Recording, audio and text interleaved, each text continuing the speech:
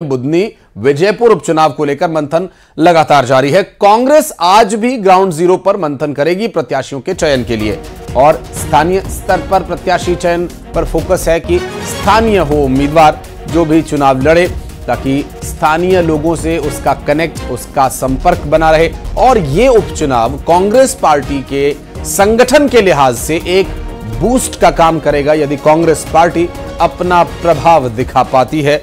और चूंकि वर्तमान में भारतीय जनता पार्टी की सरकार है और ऐसा कहा जाता है, ऐसा एक्सपर्ट्स का मानना है और ऐसा इतिहास के पन्ने गवाही देते हैं कि जिस राज्य में जिस पार्टी की सरकार होती है, अमूमन वहां होने वाले उपचुनाव उसी के पक्ष में जाते हैं।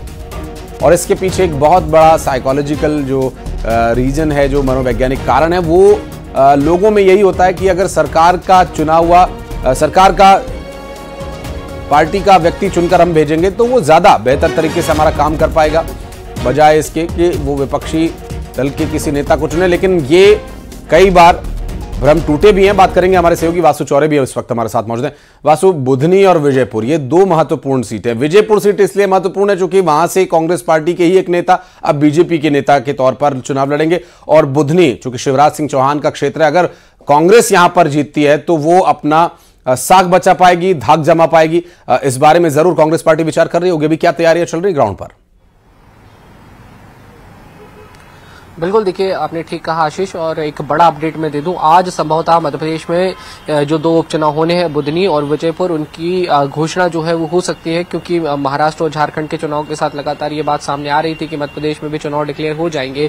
आज शायद इलेक्शन कमीशन एक प्रेस कॉन्फ्रेंस भी करने वाला है, तो उसी बीच ये घोषणा हो सकती है। रही बात जो आपका सवाल था, बेहद महत्वपूर्ण है। कांग्रेस के लिए एक बूस्ट का काम ये चुनाव कर सकते हैं, क्योंकि राह कांग्रेस की जरूर कठिन है, चुनौती बहुत बड़ी है। बुधनी लगातार बीजेपी गढ़ रही है, शिवराज सिंह चौहान वहां से प्रतिनिधित्व करते रहे, चुनाव जीतते रहे और मध्य प्रदेश के मुख्यमंत्री के तौर पर उन्होंने कई सालों तक काम किया। तो वहां पे बीजेपी का एक गढ़ बन चुका है और उस गढ़ को तोड़ने के लिए कांग्रेस को एक नए चेहरे की, एक ऐसे चेहरे की तलाश है जो वहां के तमाम जातीय, सियासी और जो क्षेत्रीय समीकरण है उन पर वो खरा उतरे। और उसके साथ ही बीजेपी की जो कड़ी चुनौती है, क्योंकि जो नाम सामने आए हैं वो दिग्गज नेता है। रमाकांत भार्गव का नाम सामने आया है, जो विदिशा से सांसद हुआ करते थे। कार्तिकेय चौहान जो बेटे हैं शिवराज सिंह चौहान के, पूर्व विधायक का नाम भी उस पूरे वहां पर इलेक्शन में सामने आ रहा है, जिनकी वहां पर अच्छी खासी जो पकड़ है वो मानी जाती है। कांग्रेस के चेहरों की बात करें तो राजकुमार पटेल जो पूर्व मंत्री रहे, विक्रम मस्साल जो टीवी एक्टर थे और फिर उन्होंने कांग्रेस ज्वाइन कर ली, एक दो चुनाव वो लड़ भी चुके हैं, उनका नाम वहां पे है। महेश राजपूत का नाम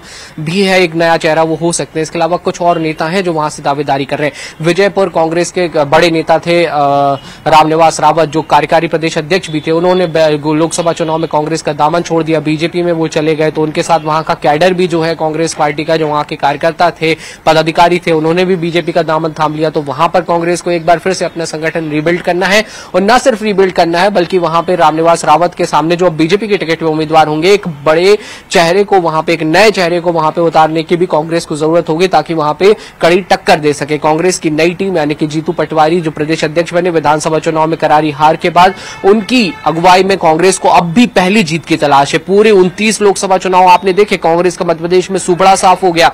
वहीं अमरवाड़ा का जो विधानसभा का उपचुनाव हुआ, वहां पे भी कांग्रेस को हार का सामना करना पड़ा। तो कांग्रेस को की नई टीम को पहली जीत, पहली सफलता की तलाश है।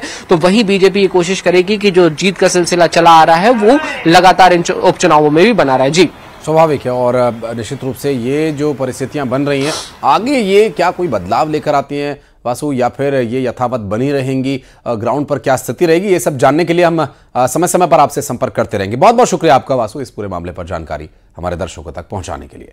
और बढ़ते हैं आगे, रुक करेंगे कुछ अन्य खबरों का। सूरजपुर से एक बड़ी खबर, जहां डबल मर्डर मामले के बाद से लगातार इलाके में तनाव का माहौल कायम है। दरअसल कलेक्टर, आईजी ने